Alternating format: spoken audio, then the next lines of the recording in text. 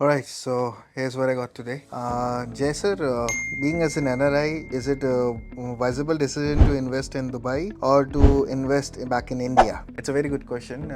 Let me make you understand with a very nice example. मेरे एक client थे. Back in 2017, he has invested in Kandivali, Mumbai. Alright, and he has bought a one-bedroom property at a starting price of 71 lakh odd rupees. And वो सारा पैसा उन्होंने यहाँ से dirhams में उधर ट्रांसफर किया था. So उस टाइम की वैल्यूएशन के हिसाब से कुछ उन्होंने 4,14,000 दिरहम के आसपास उन्होंने कुछ इन्वेस्ट किया. सो नाउ अगर मैं अभी करंट मार्केट प्राइस देखूँ, अगर मार्केट इंडेक्स के हिसाब से the property has been appreciated to 1 crore 10 lakhs, 1 crore 12-13 lakh odd rupees somewhere around. It's a good capital hike, 35 to 40 lakh rupees within this tenure. But अगर अब मैं वैल्यूएशन को मैं कन्वर्ट करूँ अभी करंटली, तो ये कुछ होता है 4,45,50,000 दिरहम्स के आसपास. तो कुछ 35-40,000 दिरहम्स का अप्रिशिएशन लेने के लिए उनको 10 साल का वेट करना पड़ा, क्योंकि मैं दिरहम्स में इसलिए कंपेयर कर रहा हूँ क्योंकि उनका इन्वेस्टेड अमाउंट ही एक फॉरेन करेंसी है जिन्होंने वो इंडिया में इन्वेस्ट किया है. और अगर जो मैं रेंटल इंडेक्स के हिसाब से इनका आरओआई भी कैलकुलेट करूँ, 25-30 हज़ार रुपये कुछ आता है वहाँ पे रेंट उस एरिया में.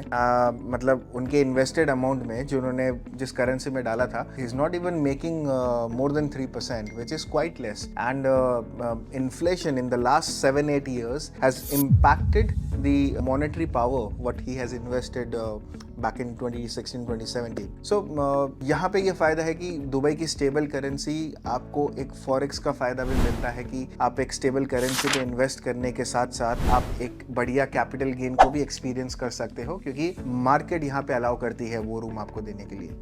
सो ऐसे ही जानकारी के लिए हमारे साथ बने रहिए. Please follow and subscribe. नमस्ते प्रॉपर्टीज.